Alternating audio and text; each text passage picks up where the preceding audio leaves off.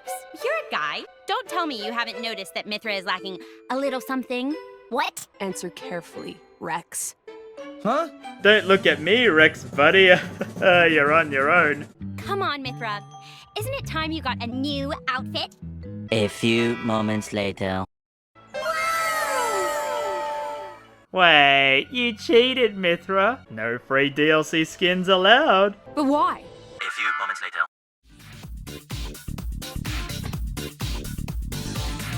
I don't even know what's happening with this game anymore.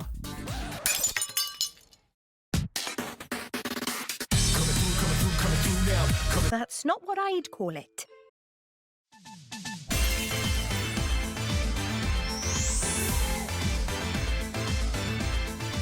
Now that's comedy. Okay, let me just check my comments real quick. Where's part 3? I hope you're happy now. No. So hi to any new viewers, this is, surprisingly, the third and final part to my Xenoblade Chronicles 2 review. So if you wanna get caught up, just click the card up here, or description, or the pinned comment, and you should be fine. Because from this point onwards, this is endgame content. Like huge big spoilers will be in this video, and I'm doing my best to warn you, okay? No. Alright then, here we go. So Pyra and Mithra fuse back into their true form, a green-haired ponytailed blade called... And she replaces Nia in the party, both literally and romantically. Get out. We then get the most anime cutscene ever, where Rex has now ascended. Impossible! I don't get it. But I'm not complaining. I mean, this one quote can just summarize the entire game. This is too ridiculous for words. We then corner Jin, who tells us to end him. But Rex the goody-goody says, lol no. All I want to do is go to Elysium, just like move a little aside so I can get through. Melos, however, interrupts them by saying he can't allow Rex to do that, since he wants to get there first, to awaken the strongest machine ion, to destroy the world and the architect.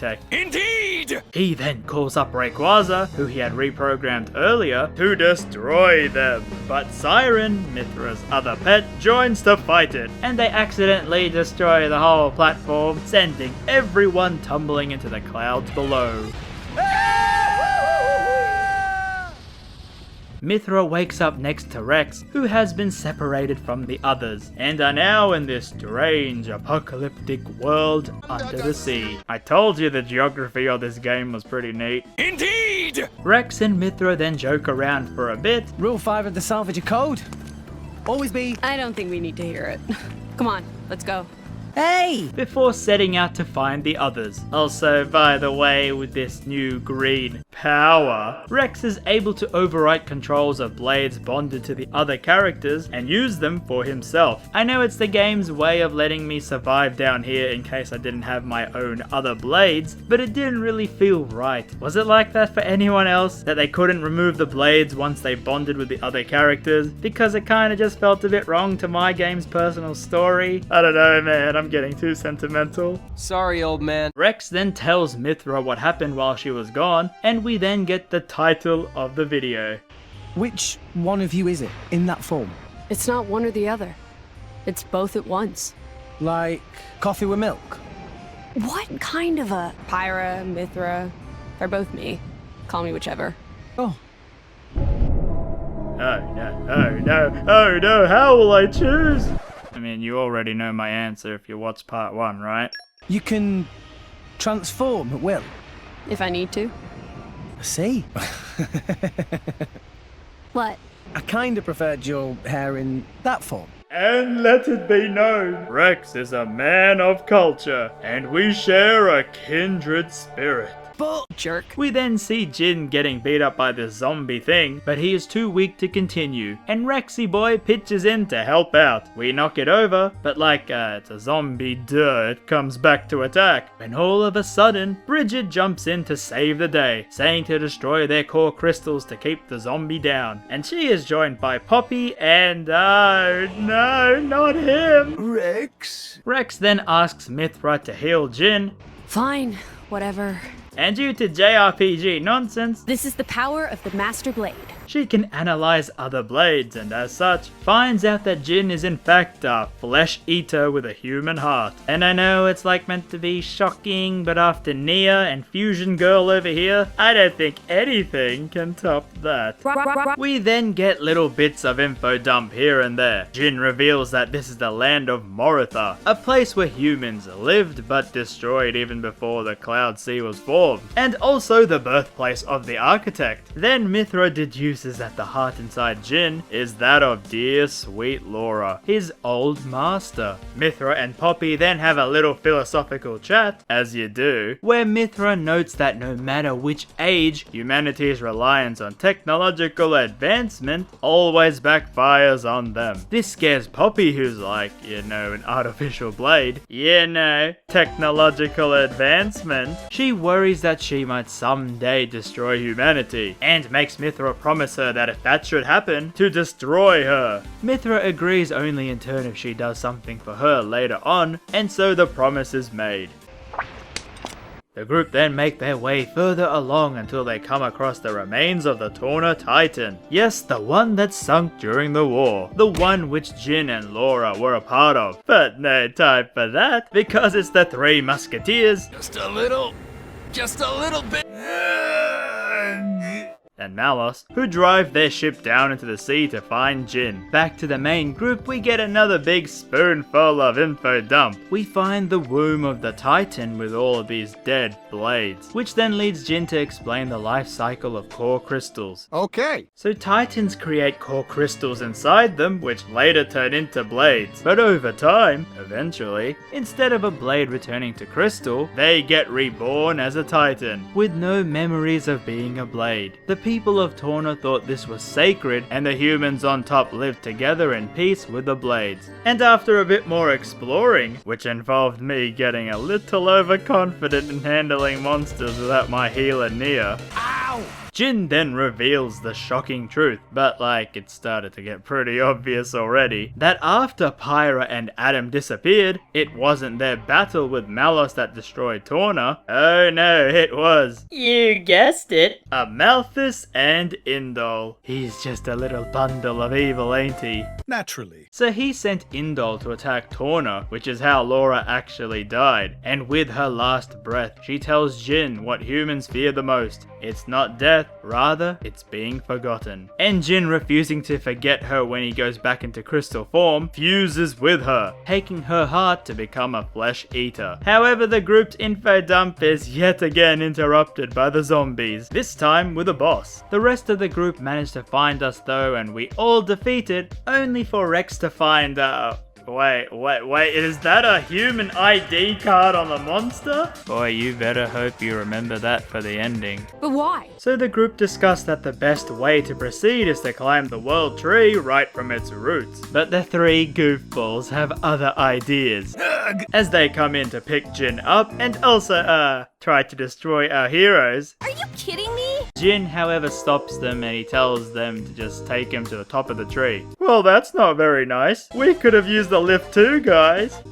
Guess we gotta go the long, hard way. It's World Tree climbing time. What an odd thing to say. So we enter the world tree, which is in fact not really a tree, but it's a huge metal structure that had plant life growing around it. And if you're anything like me, who loves sci-fi over fantasy, yeah, these next scenes are so good. Okay. Now after some real good dungeon, climbing, fighting all these cool robotic sci-fi enemies, we then get a flashback to Amalthus' childhood where he and his mother were being pursued. His mother hid him, and when he came to, Amalthus found the men with his mother's lifeless body, and so he proceeded to kill the attackers. Curse those fools! We then cut to Ginny old boy on their ship when suddenly the end-old Titan comes charging out of the sea. It seems that Amalthus too now wants to reach the top and thus attacks Jin's ship. Gee, everyone sure seems to love this hunk of tree, eh?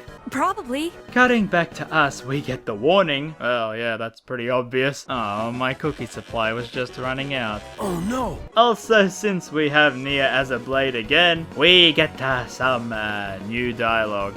Hey, Nia, noses! About that thing you said that one time. Did you say that? Well, Oh, right. You're asking now. Now's not the time. We can talk later. So we make it outside to the next part of the tree to then see the big battle with Jin and Amalthus. Let me just grab some food and yeah, it's pretty good. Yes. Oh, sweet, merciful architect. Naturally. So Amalthus spots us, and thinking we still don't know his little schemes, he sends his messengers to tell us to attack Jin for him. Rex says, lol, no, and attacks the messengers, which in gameplay terms means he kills them, so well, just ignore that little detail.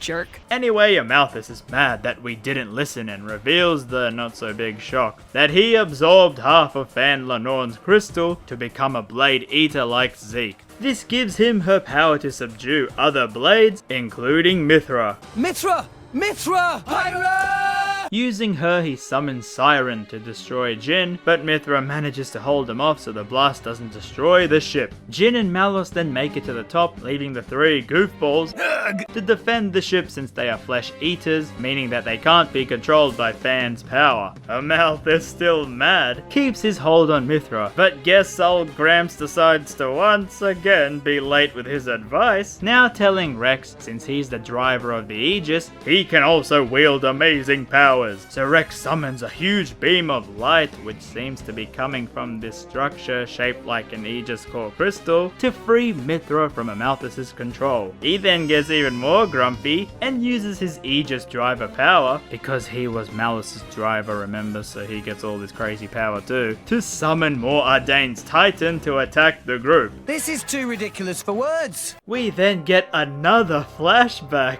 Gee, this game sure loves to do that right now, where we see Amalthus traveling, and the game is pretty much now trying to shove as many things as it can to tell you, the player, that this dude Amalthus, he's a bit of an angry man who hates humanity. Naturally. Back to the present, we see more Ardane's Titan shoot a massive beam of energy, just missing the group. Alphonse on top is shocked to learn that his Titan is being controlled by someone else. Majesty, we strayed off course, but we managed to confirm our current position. Where are we? Look! That's... Really? Did you just somehow miss the giant tree right in your view? Anyway, amongst all of this commotion, which includes the Aussie's Titan arriving at the scene, and Ugboy sending the other two onto the tree for safety. Petroka! I love you. You are so gross, Mick! Gee, this game really hates love stories. I love you and all you guys. Blondie here then transforms his ship into a mech, yeah, stick with me, to then beat up Indol's Titan. I don't get it, but I'm not complaining. At which point Blondie reveals to Amalthus that they both are the same, both being blade eaters. What? And that long ago, he was one of the refugees that Amalthus healed back in the day, but managed to escape getting killed during Amalthus's murderous ragey days. Amalthus, getting really mad again, calls upon Zeke's homeland Titan to now help out. So you pretty much have every single country here fighting this one mech. Also, the voice acting is still I can't back down from. God, this game is so cheesy. Jeez. So Rex works out that the big green energy beam on Indol is a source of Amalthus's power, and that they need to destroy it. Mithra says, boy, we ain't close enough for that, but don't worry, the furball Tora can finally help. Yeah, he was a bit quiet these past few hours. I have no idea. By using Poppy's limited booster to fly them closer. Or you know, she could transform into that ability that was stronger but never used again in the story because Tora is a dumb sack of potatoes. What? So to get closer, they gotta go up. And well, as you can see, the enemies get a bit tougher. Out of juice. And because they're a little bit tougher, I can give you a little hint if you want to avoid the enemies. First, you run between its legs, get into the next zone, realize you're screwed, then jump off. Because this will then spawn you at the elevator behind the mech. Slow and steady, eh? architects. I see. We reach the edge and Poppy launches us towards Indol, where the Aegis destroys the pillar and we somehow survive, but oh no, it's still alive. What was the point of that whole segment then? I don't believe this. No matter, Blondie comes in to sacrifice himself and we get a little flashback as to how Laura and Jin saved him before his ship blows up. Rest in peace, my favorite voice line in the entire game. Now at this point, I thought, you know what would be amusing? Why, traveling to the Titans to do some side quests, as this definitely is not because the game locks you out again of the main story, unless you have the field skill focus like the past 2 times. No, I'm not mad. But anyway, it's still pretty funny going around these countries that are locked in battle while Rex is over here like... Why? Witness my power, all of you!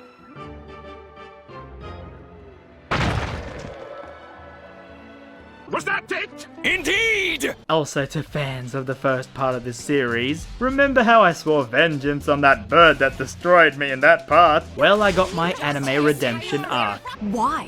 So we get enough focus to go through the door and onto the skywalk of the tower. We finally make it to where Jin is waiting for us at his last stand, knowing he's still too weak from before, but deciding to see whether the world and destiny will favor us or Malos.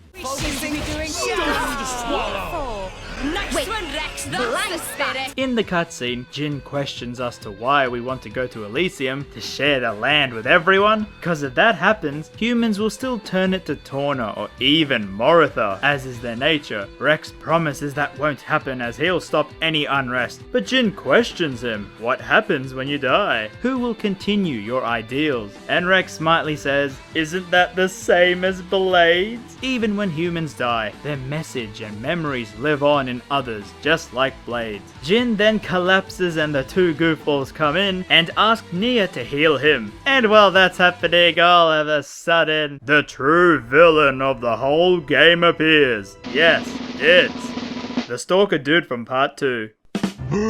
Oh right, no, it's a Malthus in this crazy form, which he got by absorbing core crystals. This was achieved as his role as the Praetor, which allowed him access to a whole bunch of these crystals. He then starts ranting on and on about how he's the Architect's agent and how the Aegis' goal is to destroy the world. Pyra and Mithra then realize that Malos was influenced by him when Amalthus summoned him. That is the reason why Malos kinda wants to destroy humanity. It was all due to Amalthus.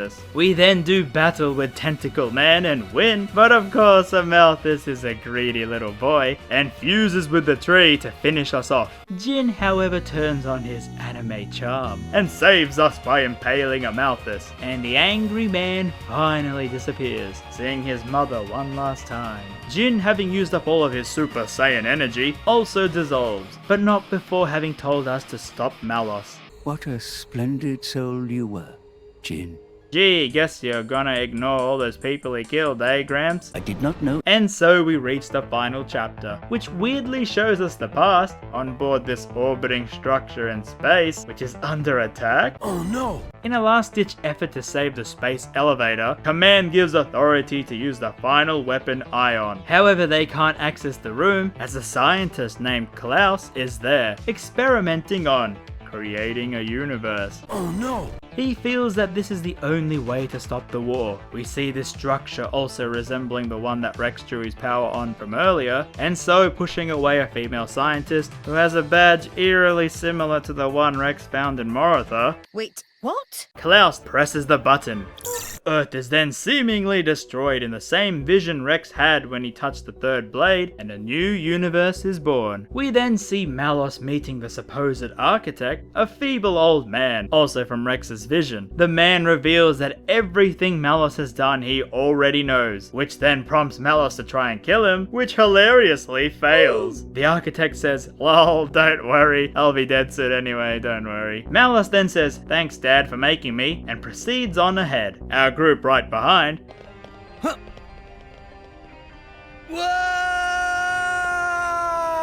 makes it to the top, which shockingly to me is at the top of the space elevator, similar to the one from that cutscene. And oh my goodness, it's beautiful. I honestly will say that this game's world design is my all-time favorite. I love how at the start of this game you wander around these huge titans, feeling so insignificant, and yet here you are, looking down on the whole world in one go. I just really like sci-fi stuff, okay? I get it now. The group then hears bells, which is what Rex and Pyra heard in their Window XP dream, and so they head there. But instead of rolling green hills, they see a vast desert with run-down buildings and dust billowing. Exploring around, the group finds remnants that people actually lived here, and that the size is easily big enough to fit everyone from all of the continents below. It should be Elysium, but it isn't. Eventually they reach a chapel where the bell tolled. They hear the architect's voice calling out for them, and well, trusting a creepy old man's voice is the best thing in this situation, so down they go. It's made of same substance as World Tree itself. Same as the World Tree. Huh?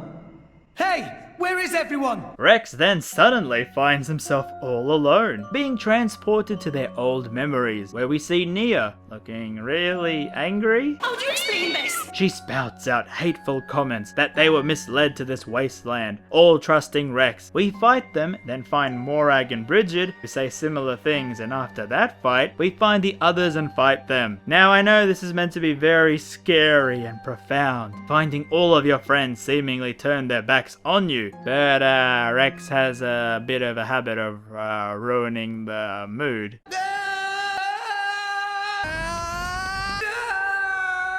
He then finds himself at the beginning of the game, where Gramps mutters how pointless this whole world is, after which Rex is transported to his hometown, where he sees... oh lordy! Jerk. But even this vision seems a bit strange, as Mithra is now nice to him like Pyra, and Pyra scolds him like how Mithra does. Seemingly in all this and everyone acting very odd, Rex breaks down and cries, which given what I said in the earlier parts, makes so much sense. Rex is still just a kid. I want to mention this because I remember seeing things online while playing at how everyone hated Rex for being a wimpy protagonist and such, but you have to remember that the game tells you over and over he's just a fish out of water, a salvager, a kid. This is honestly too much for him, and I really love this scene and how it was built up over the entire game. Pyra, seeing his distress, asks her father to stop the trial, and we suddenly are with everyone all normal, as it seems like they all were undergoing similar trials. The architect then says that he was trying to test our strength of our hearts before revealing to us the big shock that he is in fact Klaus, that scientist from that flashback, who wanted to make a new universe. What? And just as he decides to give us one big ol' info dump, I get interrupted in my playthrough and hit pause. Then, while still reeling from the events, when I resume, I pressed A to resume. But for whatever reason, A is to skip cutscenes. What? No, I'm not joking. I skipped one of the biggest cutscenes in the game by accident. Oh no. Which of course meant that I was so baffled after this and throughout the ending. But don't worry, dear viewer, I'm here for you. The game has a cutscene viewer. Oh, that's great. So in his research to find hope for humanity, Klaus discovered parallel universes. I don't get it, but I'm complaining. And thus, by opening the conduit, he wanted to connect the gate to them, in the hope of changing his own war-torn universe. Instead, what happened was that when he opened the conduit, everything in this universe was sent out to the other dimensions, and all that remains here is this universe, the land of Moratha, and the right half of his body. What? Klaus bemoans that this state of him is being punished for what he tried to do, so to try and seek forgiveness, he sets about trying to fix the world. First was to create a substance that can restore or dissolve matter, which then became known as the Cloud Sea. This then set about destroying the remains of Moratha, which led Klaus to create life with the core crystals, who held data on all life forms from the old universe. The crystals mixing in with the sea created the Titans, and eventually evolutions made humans. Now Klaus knew, as humanity always did, was to destroy itself, so he made the Aegises, 3 of them, Ontos, Logos, and Numa. Ontos was lost to another dimension, Logos became Malos, and Numa became Pyra and Mithra. It boggles the mind a tad. But over time, Klaus learnt that humanity were doing the same things as the humans before. They were seeking answers for why things happen like they do, like with young Amalthus. And even when Amalthus stole the crystals and Malos was destroying the world, he just watched, cause he lost the will to even try, knowing his redemption was just a failure. What? He also says that once he eventually fades away, the conduit will vanish, making the Aegis lose its power forever. I don't get it at all.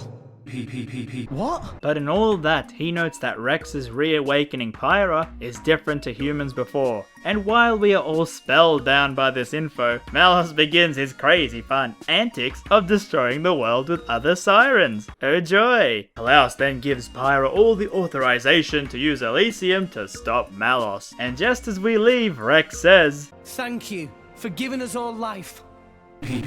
We make it further in and see Malos destroying the Titans as he prepares to wake up Ion, the strongest artifice. So one last boss rush run and we are here. The good old JRPG save point before everything changes. The last call to do every side quest you want, because once you beat the game, it will only load you back here. And as you'll see, the end can be a little bit crazy. Indeed! So we reach Malos, still his arrogant self, but confronting him, we learn that instead of Malos being influenced by Amalthus, it was actually Jin who drove his evil desire. As when he met him, Jin had lost all his will to live, but he couldn't die, because he had Laura's memories. This spurred Malos on, hating the world that did this to Jin. He then awakens Ion in a surprisingly well-voiced scene. Show me why you're here in this world!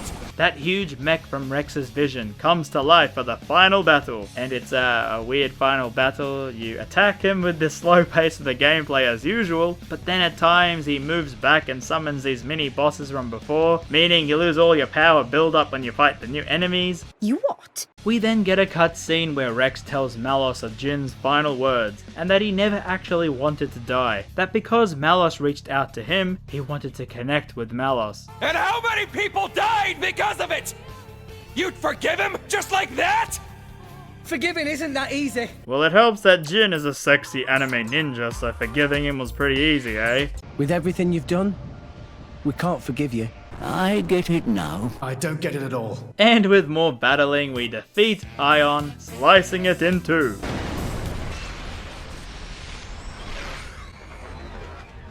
This then causes the conduit to disappear, and with Klaus, he leaves one final gift as he moves on. The sirens that were attacking the Earth stop, and we see Malos dying, finally being able to find his meaning to his destructive existence.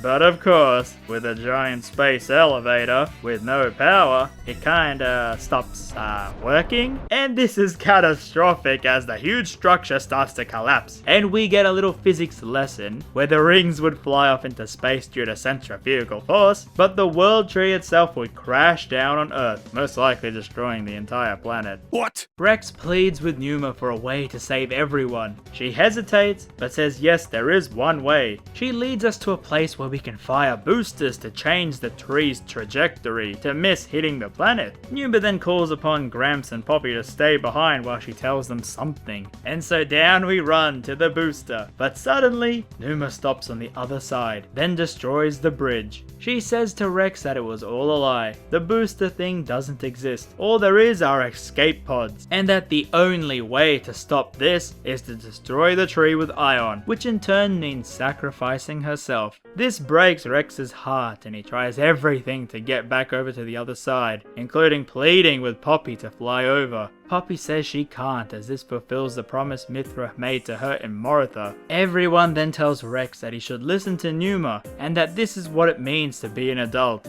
to let go. And so Rex finally agrees, finally becoming a man. Numa then removes her crystal from Rex and... Oh, you were so close, Gabe, so close to getting that emotion.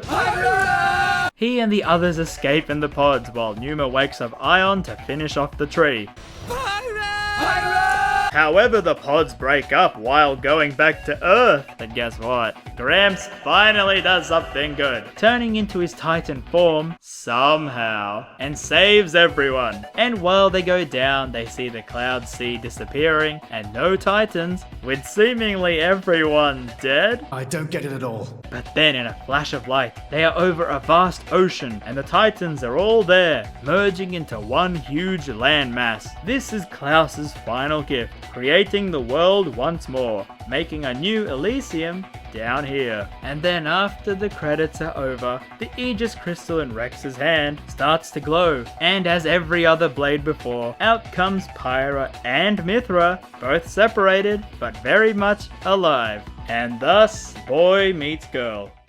Or girls, since now there are two of them. And Nia, I guess, as well, who still didn't get her happy ending. I love you and all you guys. Has somebody got a little crush? Thus, we conclude Xenoblade Chronicles 2. An absolutely amazing JRPG that has the best world design I have ever seen. Like, I'm not even joking about me thinking years ago, just what would happen if we as humans built a space elevator? And I guess thanks to this game, that's a bad idea. But this was such a fun JRPG, and it's kind of amusing to me that this was the game I saw at Nintendo's E3 one year and was so confused as to what I was seeing. But after its glowing praise on release, I'm glad I bought this, even though the stories and characters were dumb and silly at times, and with some really humorous voice direction.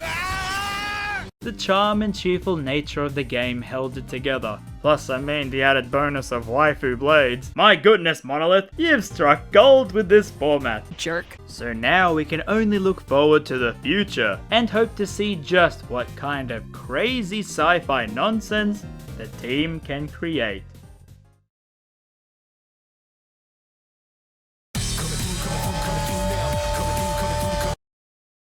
Trojan, RamZaes, Magnum, Sheik!